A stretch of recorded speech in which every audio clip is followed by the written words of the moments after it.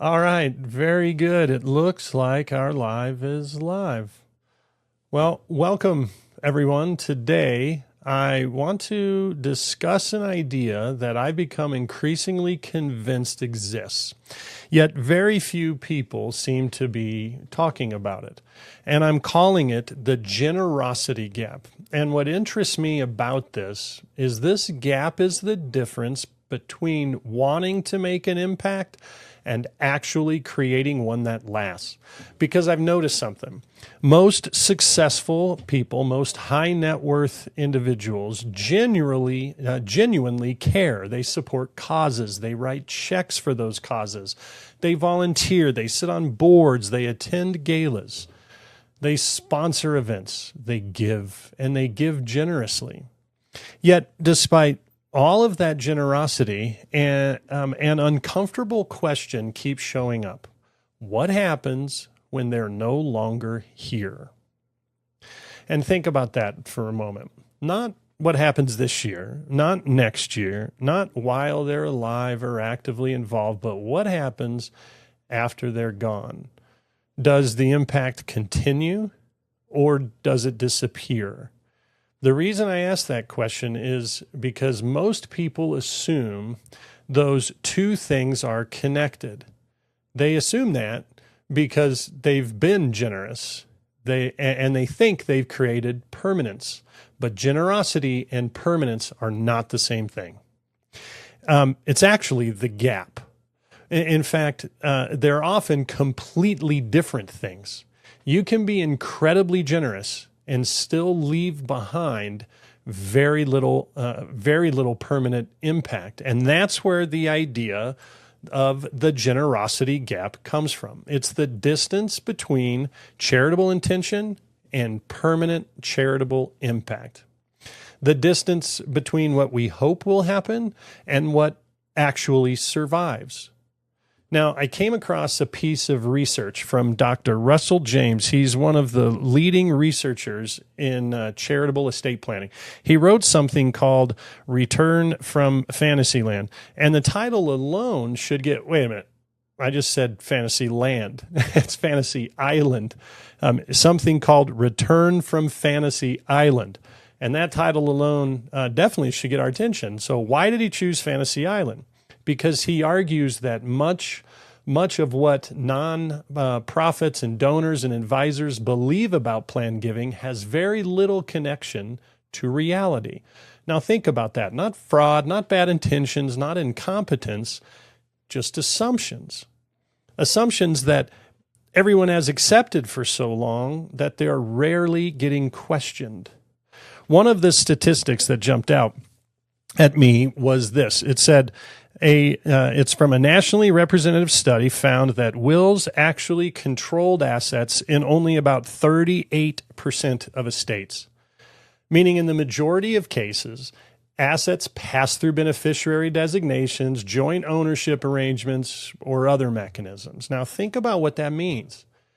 Many people believe they've solved their charitable legacy simply because they've included a provision somewhere inside their estate plan. But the reality may be much more uncertain than they realize. Then I found another study. This one looked at donors who had already informed charities that they had included them in their estate plan. Not people considering it, not prospects, actual documented commitments. And the result, 35% never arrived. Let that sink in. Those weren't casual conversations. They weren't intentions.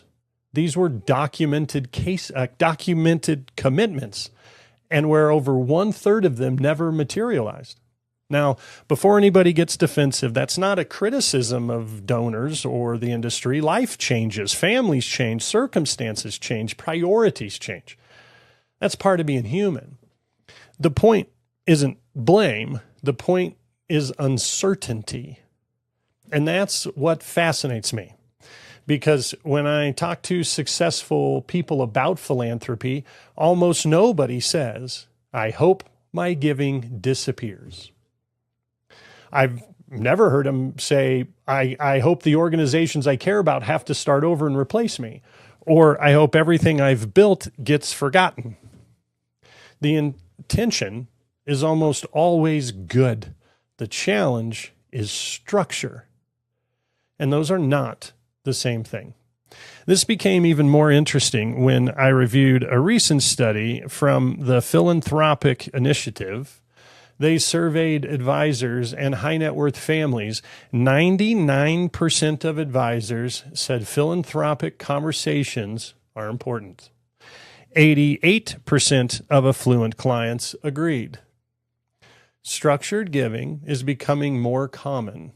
Philanthropy is becoming more sophisticated. People care deeply about impact, yet despite all of that progress, I still think most people are asking the wrong question. The question isn't how much should I give? The question isn't what's my deduction? It's not what charitable vehicles should I use? The deeper question is what survives me? What remains after I'm gone? What continues producing impact long after I stop participating? Because if we're honest, that's really what legacy means. It isn't just generosity. Legacy is durability. Legacy is permanence. Legacy is building something that continues functioning without your presence. And when you start looking through that lens, the entire conversation changes. You stop focusing solely on transactions and you start focusing on outcomes. You stop focusing on solely gifts, you start focusing on permanence. And you begin asking a very different set of questions. Questions like, what am I actually building? Will this organization be stronger because I existed? Will the impact continue? Will the mission survive? Or am I simply funding activity while I'm here? Now, I don't claim to have all the answers. In fact, I think we're only just beginning this discussion. But I do think this question deserves much more attention than it's currently receiving, because most charitable conversations today focus on generosity. Very few focus on permanence. And if we're serious about impact, permanence matters. So I'll leave you with this. At some point, every one of us will write our final check. We will attend our final event, volunteer for the final time, support our final cause. The question isn't whether that day comes. The question is what survives after it does.